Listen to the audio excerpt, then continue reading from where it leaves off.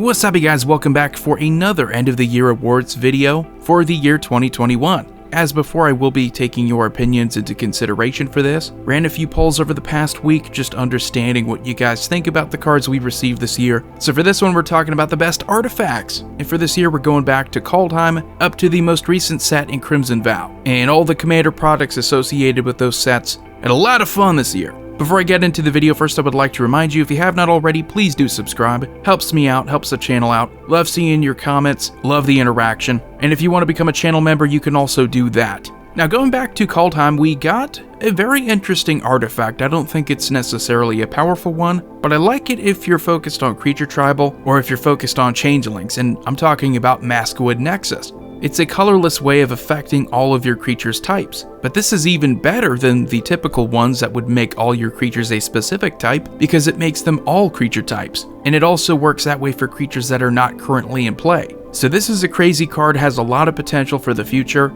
just because I know a lot of the other cards that are similar like this, usually in enchantment form, tend to be sought out for the changeling theme. And also from Kaldheim, there's Pyre of Heroes. Think of this as a creature tribal version of Birthing Pod. Makes it worse because it's that specific, but anything that can allow you to easily cheat into play a creature from your deck just by sacrificing a weaker one on the field is pretty solid, and it does help add some consistency to rather inconsistent tribes. And for the Commander 2021 product, we got a ton of good artifacts because there was an artifact themed precon. One of my personal favorites, a card I bring up all the time now, is Angel of the Ruins. Awesome ETB, deserves a lot more attention. I think it has a decent future, but there's also the fantastic setup card for white now in Archaeomancer's Map. It's another way in white that you can speed up your deck, but this time we're so used to seeing it in card draw, now we get it again in sort of a land tax type ability. White does this a lot, where its ramp is dependent on if your opponents have more lands than you, so it's a little less reliable. But you kind of get that with a burgeoning ability.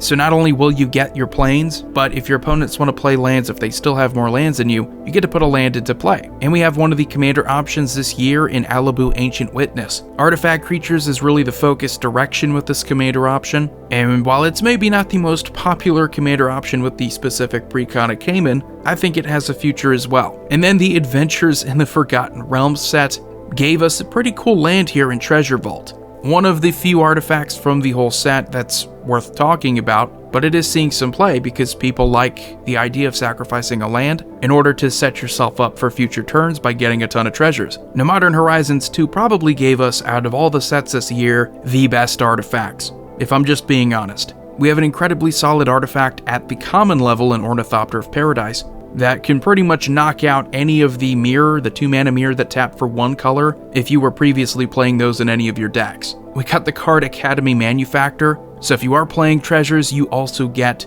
clues and food tokens. And that's mostly where it's played, but any deck focusing on the other two, you're probably going to want to play it there as well. Great Win More card, and then we have one that I think most people would consider one of the best cards all year in Esper Sentinel. Gives you that good Mystic Remora taxation in card draw. Because it's only 1 mana on a creature, you can make that tax a little bit more expensive, so you're more likely to get it. It's that cheap, so it's more competitive. It fits into CEDH decks. It's an all-around solid card. It fits into just about every white deck you want to throw it into. And especially in mono white, where we were desperate for card draw for a long time, this just adds to a new list of refreshing white support cards, where either they give us good land support or they give us good card draw.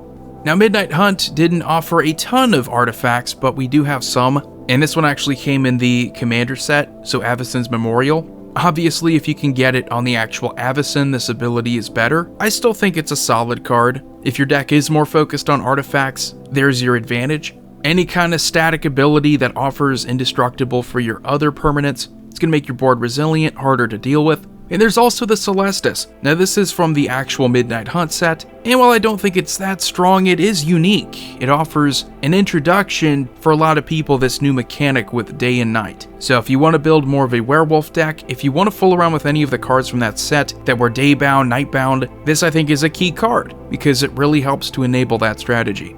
And then for Crimson Vow, we get one pretty decent artifact I think that's worth talking about. And I don't want to say these polls are foolproof, but I pretty much chose the most well-known, the cards that people were the most interested in. And in Wedding Ring, we have a solid card. I talked about it in my previous video for card draw, and that's what it is. It's interesting card draw, it's political card draw. If you want to put it in a group hug deck, it could really help you out. As far as card design goes, this definitely earns some points. So, let's go over the polls, let's go over what you guys thought. And for the first round of polls, there were 4 different ones. So how I ended up doing this, the winner of each poll would then face off in a final round, and whoever won the final round would just win the title of Best Artifact for the year. And similarly to last video, this first poll shows that Esper Sentinel will just straight up murder any competition, not even close to being close. There was some love for Academy Manufactor though, that's incredible. The Part 2 poll, Best Artifact that we received this year, out of these 5 cards, Archaeomancer got a ton of love, even higher in percentage, 80%. Got a lot of competition there from the same Commander Precon set, but it wasn't enough. It wasn't enough, 80%, that's insane. The Part 3 poll was a bit closer, a little bit more spread out, and in fact it almost looks like a middle finger there. A lot of love for Ornithoptera Paradise. It's just a common, an underrated common. I talked about it before, so I think a lot of you are aware of it now, but Masquid Nexus is just way too cool for people to pass up on. And then the Part 4 poll, Pyre of Heroes. Another creature tribal focused card. I have to say this poll was probably featuring the weaker cards. Even had Zabaz the Glimmer Wasp in there as a commander option. But there's some love for the Celestis, 18%, not too bad. So, drum roll, here we go. Final round, the best artifact that we received for 2021, and it's not even close. I don't know what it is, Esper Sentinel, you put it up against anything else, it destroys it. That's a lot of people. Archaeomancer's map is a great card, didn't even get close. Masquid Nexus, not even close. Pyre of Heroes, barely any people interested in that by comparison. So Esper Sentinel may just end up being the best card that we received all year, but for now it's just the best card draw that we've received this year and the best artifact. I think that's pretty impressive, and it's coming at the end of this month. I will eventually get around to an end of the year awards video where we just decide straight up what was the best new card. So it's looking very much like Esper Sentinel might run away with it. Anyway, stay tuned for more polls. Just go to my main channel, click on the community tab, and then you'll find all my posts and all the most recent poll posts. Thank you so much for watching. Again, like, comment, subscribe, share, hit the notification bell so you don't miss any future episodes. I will see you all next time.